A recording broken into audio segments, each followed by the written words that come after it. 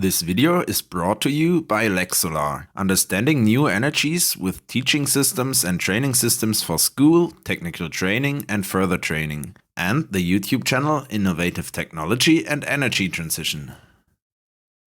Electric cars are basically divided into two groups, hybrid and fully electric vehicles. Hybrid vehicles have both an internal combustion engine and at least one electric motor. Fully electric vehicles are powered only by one or more electric motors.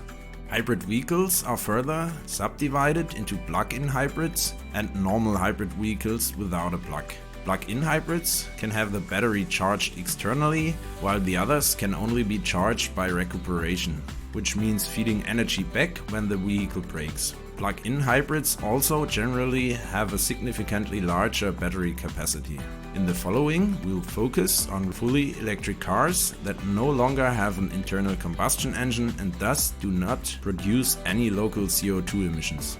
First, let's take a closer look at the structure of electric vehicles compared to passenger cars with internal combustion engines. The main difference is, as the name suggests, the electric motor. Compared to the combustion engine, not only one electric motor is used, in some models several smaller motors are used. The use of electric drive results in numerous other differences in the entire drivetrain compared to the combustion engine vehicle. On the input side, the motor requires electrical energy instead of fuel. In all electric vehicles, this comes either from battery or a fuel cell. Here we will look at the battery electric vehicle, since this solution for passenger cars is currently gaining acceptance all over the world and significantly more battery than fuel cell vehicles are being sold. Instead of a fuel tank, a battery is installed here. Since a battery supplies a DC voltage, but the engine is operated with an AC voltage, an inverter is needed here.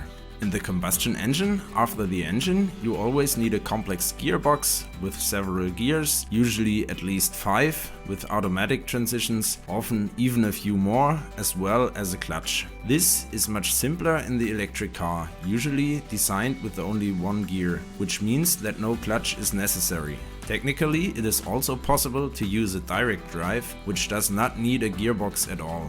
Depending on the design, there is also no longer any need for differential gearbox that distributes the drive power to the individual wheels. In practice, however, simple transmissions and clutches are usually used, as this increases the efficiency for the vehicle. The entire exhaust treatment in the car, like catalytic converters, particulate filters, as well as the entire exhaust, is omitted, since the battery does not produce any local emissions.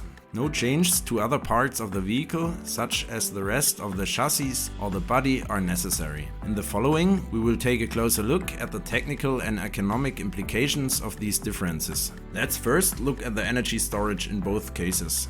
A fuel tank is a relatively simple component and inexpensive.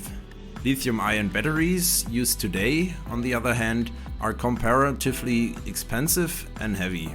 For example, the lithium-ion battery in today's electric cars usually weighs 300 to 500 kg, whereas a fuel tank usually weighs less than 100 kg, even when full.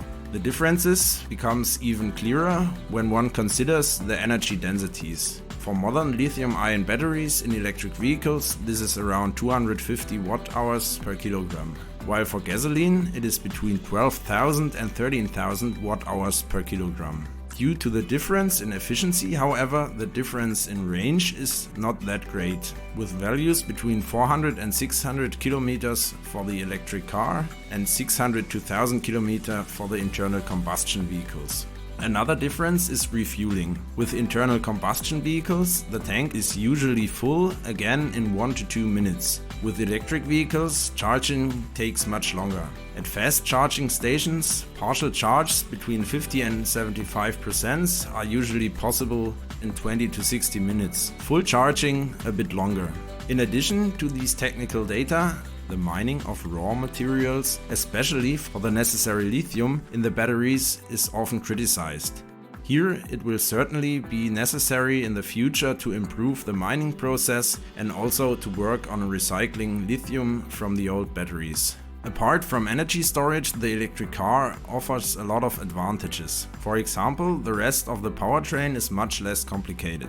Today, a passenger car combustion engine has around 2,500 components that have to be deployed, manufactured and assembled. By contrast, an electric motor consists of only around 250 parts. In addition, the gearboxes are much simpler if they are necessary at all.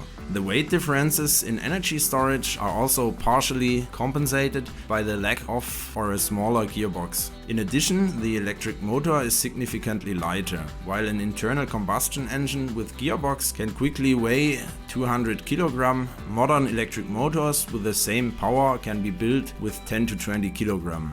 The maximum efficiency of electric motors is in the range of 90 to 98%, while an internal combustion engine is more in the range of around 40%, which also means that significantly less energy has to be stored in the battery than in the fuel tank to achieve the same range. Transmission losses are also reduced and significantly fewer raw materials are needed for the engine and transmission, which also have to be mined. The significantly simpler powertrain also reduces the effort and cost of maintenance and repair for the electric vehicle. For example, oil changes are no longer required. Air and oil filters no longer needed to be replaced, and brake wear is also significantly reduced thanks to recuperation. The elimination of exhaust gas treatment also means that no AdBlue, new exhaust or new particulate filter is required. Technical functions as torque vectoring, in which torque is distributed differently to the individual wheels of the vehicle in order to obtain driving dynamics advantage depending on the driving situation, are much easier to implement in electric cars, in some cases without extra components.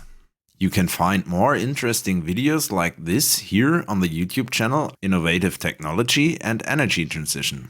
You want to understand new energies or teach them to others with teaching systems and training systems for school, technical training and further training? Then check out the leXsolar homepage now.